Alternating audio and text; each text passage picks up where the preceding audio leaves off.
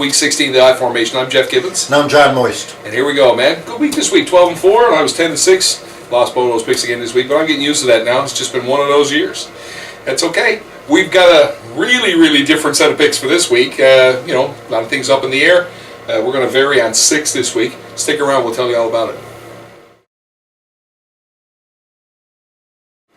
Hi, welcome back to the I formation. Now we're going to make our picks for week number 16, starting with the Thursday nighter between Tennessee and Jacksonville, the battle of who cares. The WGAF Bowl.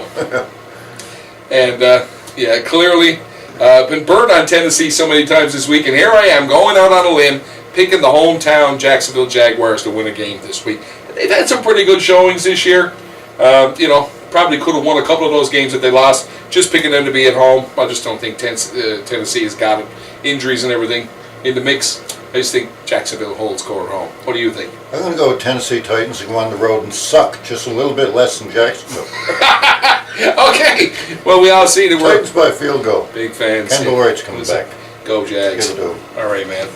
Next we've got Philadelphia in Washington to play the Redskins, and these are always good divisional games. We're both going south on this one here. I'm picking Philadelphia to pick up the pieces after last week, and the loss to the Cowboys.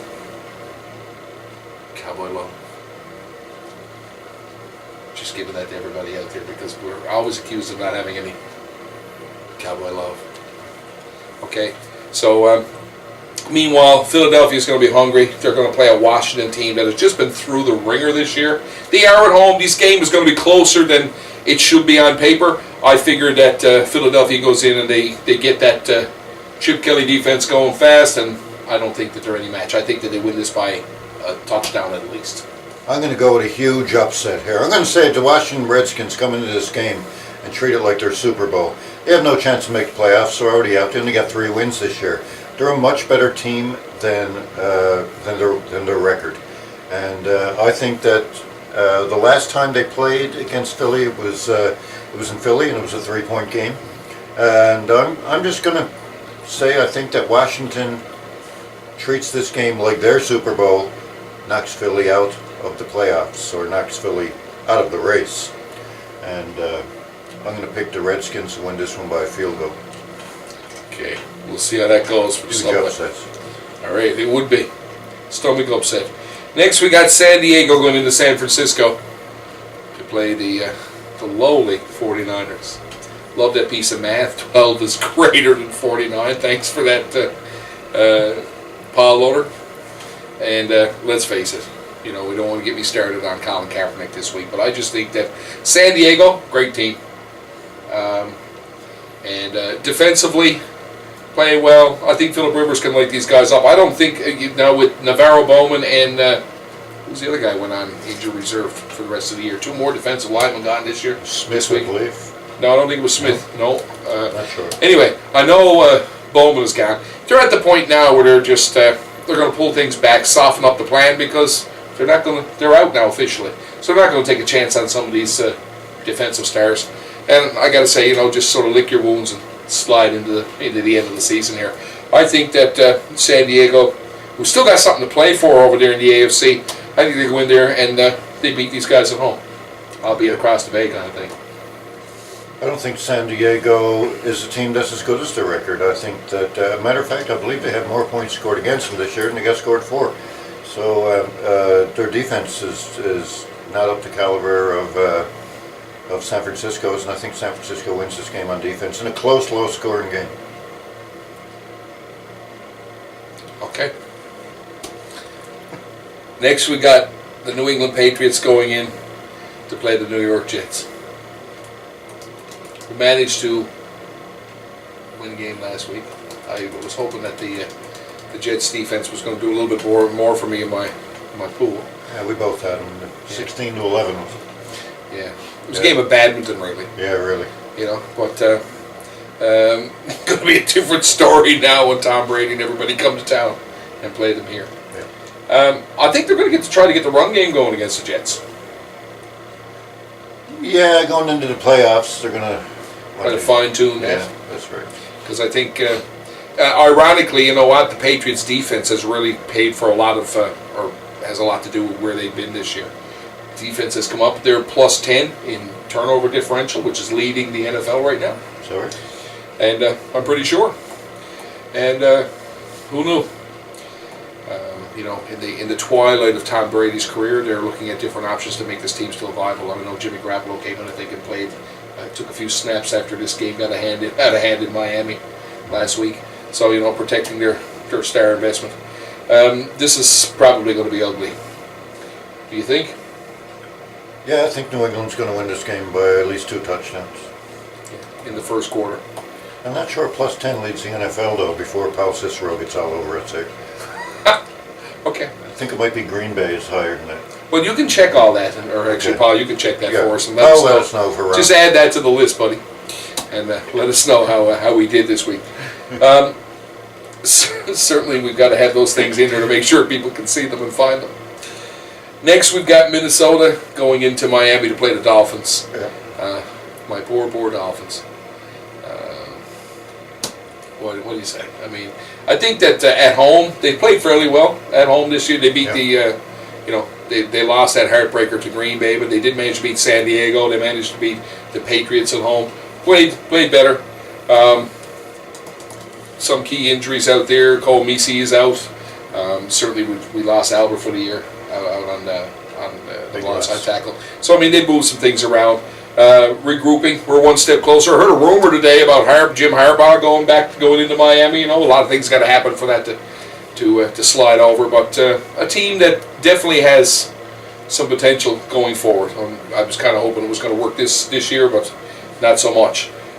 Still in the mix, however, mathematically an outlier at this point. You know, a lot of things got to happen for Miami to make the playoffs. But I think they come up with a big effort at home against Minnesota, and they hold this down. I don't think this is a blow-up by any stretch. I think it's close. Dolphins by a touchdown. Okay. Oh, I thought in case he said touchdown. All right, awesome, man. Yeah, okay. I think it's 7 or less for sure. Yeah. Next, we've got Detroit going into Chicago to play the Bears. The Bears are now looking good. Jay Cutler had a chance to answer his critics last night, and he certainly did not. Oh, he did. He just didn't give the right answer. That's right. Detroit is boasting one of the best defenses in the NFL and has since the start of the season. And they should be able to go into Chicago and win this one. I just love that name, Ndamukong. Boy named Sue. Ndamukong Suh, something like that. Boy named Sue. Yeah, right. Yeah, that's right. But Ndamukong Suh. what are you, is that a stone now? All right. You just like that because it's fun to say. Ndamukong. No. I guess there'll be another public service announcement this week apologizing for the overuse of somebody's name. Certainly wouldn't want him upset. The size of him, he'd kick you in the face. So I said out loud, that was my inner voice. All right, next we've got Atlanta going into New Orleans. And I won't say the Big Easy. Oh, I guess I did. To play the New Orleans Saints, who just came up with a big win this week. A lot of points on the board here. Yeah, I think so. I think both teams are capable here. I just think finally we'll get to see a game like against two teams that we expect to sling a lot of points on the board. Yeah. So, probably taking the over here. But that'll be fun to watch because that's something that they haven't really been able to do consistently this year, the Saints, is put points on the I board. think this one can go either way, actually. I like some of the talk about Jimmy Graham in the last couple of weeks too, is that some of these NFL defenses are actually treating him like a receiver as opposed to a tight end, and that's made a big difference to his game, to the point where it's really put a strain on him. He's only got about 700 receiving yards this year, which is way down. But granted, the boy had injuries, but still not as effective as he has been in previous years. I remember at the start of the year that he was trying to win a salary arbitration there. He was trying to get paid like a receiver. Because receivers get paid more than the tight end, so... Taking like a receiver. Maybe they decided... Yeah, okay. Maybe they decided to drop his yardage down. Because of that, who knows? Anything can happen. Well, that's right. Now you're getting paid like a receiver, but look, you're not performing. What's that like? Throttlegate now, is it? We'll have a whole new set of circumstances in New Orleans. Yeah. I'll be up and running. We picked the Saints, both of us, I believe. Go marching in, baby. Next we got Baltimore going into Houston to play the Texans. this is another interesting game. I think both teams here still in the hunt, and Ryan Fitzpatrick taking off on a cart last week. So who's the starter there now? I think it's Elmer Fudd. Yeah, it could be. It doesn't matter when you get Arian Foster running the ball. I could probably hand it to him. Yeah. Again, interesting to see. I don't think that injury is key to their going to the wayside. I think no matter who's playing the quarterback in Houston, you got to look at that defense and you got the run game. I mean, these are the pieces that are helping you win games. Not a strong threat to go forward, but actually, I'm picking Baltimore to go into Houston. So are you. Yeah. To win this game. Baltimore has gotten stronger and stronger on both sides of the ball. Baltimore's a better football team. Yeah, Baltimore is a great football team right now. And I think, like I said last week, I said with the Patriots looking like they're going to get the first seed now in the AFC, Baltimore is one of the few teams that is able to go in there and play really closely with the I think Joe Patriots. Flacco's going to have one of this seasoned veteran. Yeah, we'll see how it goes.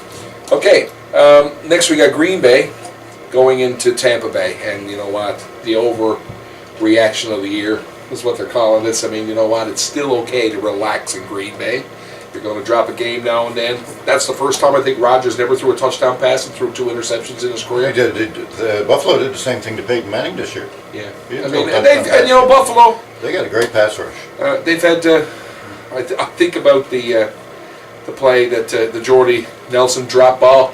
I think about the Mario Williams sweep away where nobody knew where the ball was, and then I think it was Lacey picked it up and tried to take it at the end zone, which cost them that safety there. And that was, you know, when Yeah, a couple of key plays there. So I mean, it was and it's going to happen once in a while. You're going to have that game. Remember, any given Sunday, a team can beat another team, and Buffalo has really shown up defensively, and they've had some key games like that. Plus, they've been tough. There's still a lot of. Yeah, well, I mean, right now they're in second place in the AFC East.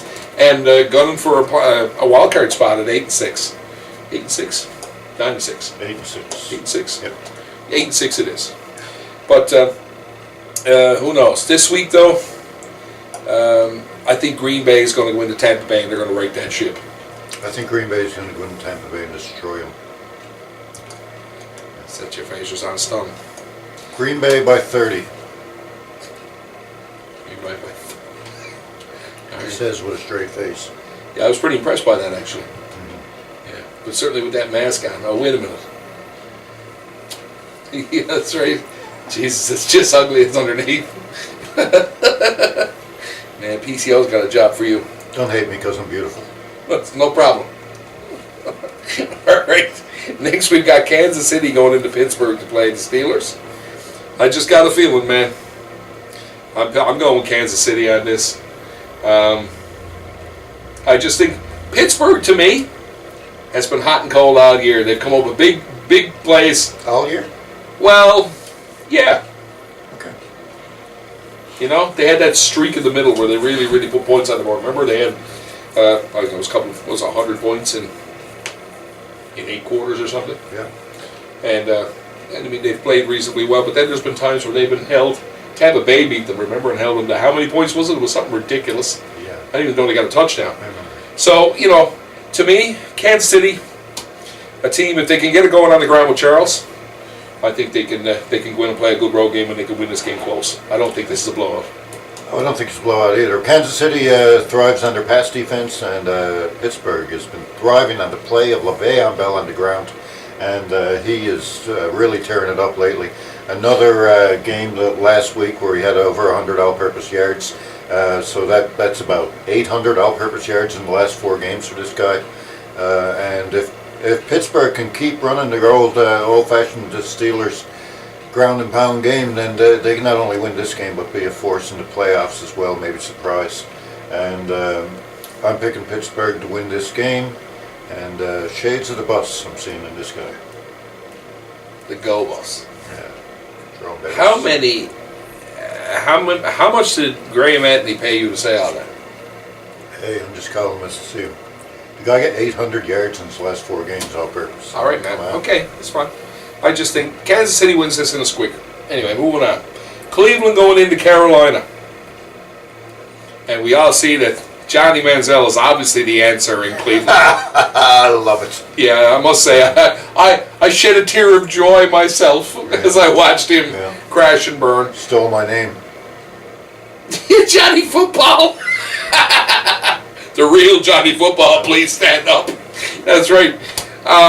Yeah, Manziel's got a long way to go before. You know, this team as a whole has really, let the Browns fans down for the first time ever, right? They came out storming. It looked like they were going to make playoffs. At one point, we even thought they'd be a shot at the division, but they're really falling out. Yeah, well, that's it. They've fallen off. They've squirted or pickled, to say the least. And at this point, they've, I don't think it's going anywhere. Brian Hoyer has, a couple of times gotten the start over Manziel simply because he did get the job done several times. Yeah. And, a little more experience. I'm not a big Johnny Football fan, can you tell? Well, I am a Johnny Football fan, but not a Johnny Manziel fan, so sorry. Anyway, I see this as Carolina, who had a great week this week. Yeah. At home, they're just going to beat the Cleveland Browns. End of story. Yeah. 6 points. All right. Next, we got the Giants playing in St. Louis. Play the Rams. Who plays good at home? Rams do. All right. Of course, I'm picking the Giants in this one. Yeah, but I'm just saying. Eli Manning and Odell Beckham were sick this week. Sick, absolutely sick. What, Beckham had 3 touchdown passes? Yeah. All thrown to him, or 3 catches. 160 yards, something like that as well. Manning had a great day. Actually, just want to put that little plug in there. That's the 2 players we picked last week. Yeah. Odell Beckham and Eli Manning. So that was kind of neat.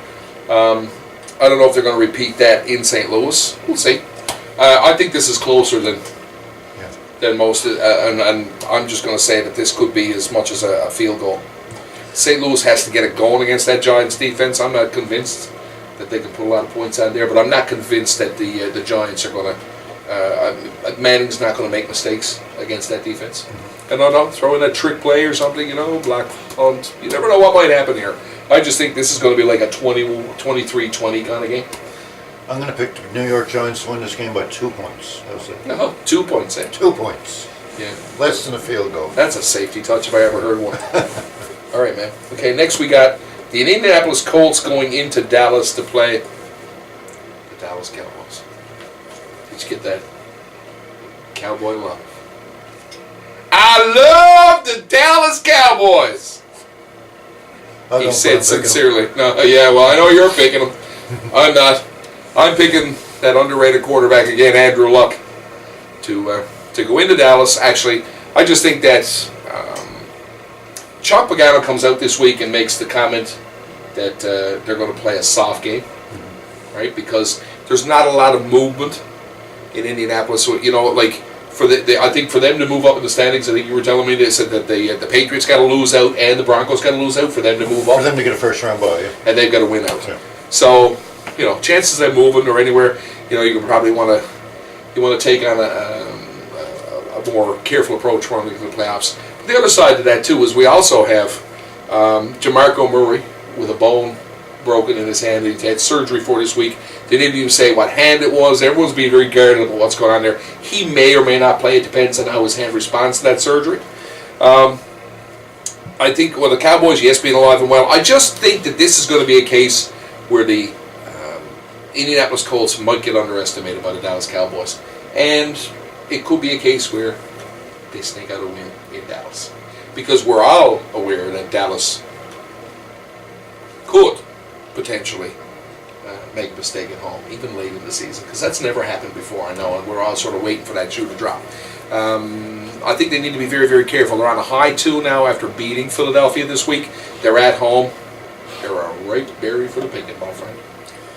And I like the way they played, though, against Philadelphia. I really like the way they played. And they got a lot of weapons there.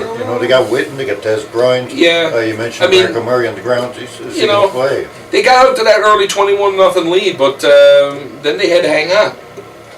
They really did have to hang on. Chip Kelly got the defense going, or got the offense going. McCoy and there was other. Who was the other? Drawing a blank. That happens now and then. I guess it's all this Cowboy love. But I just think that they're right for the pick, and I think that Indianapolis can win there and win this game. because I just think that as a collective unit, they're going to get ready for the playoffs. I don't think they're going to take any chances in here, but I think that they can actually win. You heard it here, folks. Tony Romo throws 2 interceptions in this game at home. I think Dallas needs this game more, in my opinion. I think, well, they do need this game more than Indianapolis does, as Jeff spoke of the scenario with Indy needing both the Patriots and the Broncos to lose out, and then they win out themselves in order to get the first round bye. So they'll end up in seed number 3 or 4. And it doesn't really matter, seed 3, seed 4, both home games in the first round. So I think Pagano is going to be careful in this one. Not even sure if he's going to play some of it. Anybody who's even the least bit injured or sore is probably not going to play this one. That's what I think. So I think Dallas wins. At the end of the day, I don't by 10. think Dallas is that strong if they can't establish the run. If they don't have Murray on the ground, I think this team becomes one-dimensional, and that's when Tony Romo makes his mistakes. So we'll see how it all plays out. 2 interceptions, you heard me here, right? Okay. Next we've got Buffalo going into Oakland to play the Raiders. Buffalo's looking good. Yeah. Raiders play well at home sometimes. Sometimes they don't. That's right. All right. I just think Buffalo's playing better right now and should be able to Yeah, I think so get too. a win on the road. 10 points plus. Okay. Seattle is in Arizona, one of these big NFC West divisional rivalries. And you know what? With the loss last week with Green Bay, if Seattle wins out, they will win. They've got a very, very good chance at winning the number 1 seed in the NFC. I think they'll get it. I think so too. But I didn't say that earlier. I've been sort of seeing this all along, and I think that this team is they're starting to peak. They had a rough time, but where they had trouble generating offense, but defensively they're looking solid. Amazing. Like I said, a return of Bobby Wagner, and you got and certainly Chancellor is healthy again, and you can just hear the hurt when these guys hit people. I mean, it's incredible, right? And Arizona, if they do manage to win this game, and neither one of us thinks they will, but if they do manage to win this game, they could clinch first overall in the NFC, home field throughout. I just clinched thinking about that. So yeah, I really don't think that's going to happen. No. I really think that this week Arizona has to go with Ryan Lindley. The man has never thrown a touchdown pass in his career, and now he's going up against a defense like Seattle. It's going to be ugly, and I think right now you're going to see that Arizona, well, they win on defense and for sure. But you've got to be able to put some offense together, and I don't see Arizona mounting much of an offense with Ryan Lindley throwing the ball against the Seattle defense that is peaking at the moment. And I see Seattle going into this one by double digits, and we will see the difference between these two teams in that division. This is the quintessential matchup for these two teams. This is where we see Arizona failing to capitalize, even on turnovers, defensively, anything that they can produce, because they're not going to score points off of that Legion of Boom defense. They're not going to score the points off turnovers. They're not going to be able to generate that offense. Russell Wilson will get the job done for them, and you're right, double digits. Yeah. Finally, we've got the Monday Nighter, and that's the Denver Broncos going in to play the Bungles in Cincinnati. Scary game for Denver, really. They're all scary. Yeah. For Denver. They're all scary for everybody this time of the year. Now, Cincinnati can get into the playoffs with a win. Clinch playoff. Yeah. I don't think it's going to happen. And sorry for all you Bengals fans out there. I mean, and you've been at the... All three of you. At the edge. All three of you. So we can apologize by name if you want. Bill, Mike, George. Yes, they've, those cardiac kids who have brought it to the edge, and they've had those seasons where, I've seen them as high as 11 wins. And still... Huge win last week, 30-0 really showed it. Yeah, but it wasn't the Denver Broncos they were playing. No. And I think that becomes very, very apparent. Even at home, I think they're going to have trouble keeping up with Peyton Manning and getting the job done defensively. And certainly, that defense is not too much of a slouch either. I think. I don't usually do this, but I'm going to call a score here. 27-17 Broncos. Broncos. There you go. 27-17. No, you don't even need to watch. I just told you. And that's with one hand tied behind Peyton Manning's back. Okay. And Demarius Thomas playing hopping on one foot. Yeah. Julius Thomas was a non-factor in this game coming back. But look for him to get more touches around the goal line this week because he is one of Manning's favorite targets. Okay? So, that's the way we saw the games this week. Stick around, folks. We're going to tell you our player and team of the week. Hi, welcome back. We're going to give you our teams and players of the week. You want me to start this off today? Sure. Of course, I'm going out on a limb with the Indianapolis Colts going into to play the Cowboys at home. And I'm going to go with Indianapolis. I'm going to pick T.Y. Hilton. Okay. I like that. Not going to happen. I'm going to go Pittsburgh Steelers. And yes, yeah. Graham, I'll have that check in the mail to you tomorrow. I'm going to go with the Pittsburgh Steelers, and I'm going to go with Le'Veon Bell. You just like saying that, I think. Yeah. So like, Ndamukong. And Damakin too. Sounds like a knife. All right. So that's the way we saw it this week, folks. Throw your stuff up there on our page, too. We'd like to hear from you. We'd like to see your picks. Darren, keep sending them along, man. We're watching you. We're keeping an eye on how you're doing. And, of course, you know, Gerard, seeing you putting your picks out there. It's like the romper room. I see Gerard and I see Darren. Yeah, let us know what you think of our picks too. We'll post hopefully the graphic later on if Mr. Lowler helps us with that like he does every other week. So looking forward to that too. Thanks. Check us out. Follow us on Twitter. Check out our I-Formation page and Facebook. And of course you can email us at gmail.com, the I-Formation. You'll see all that stuff in the credit stuff.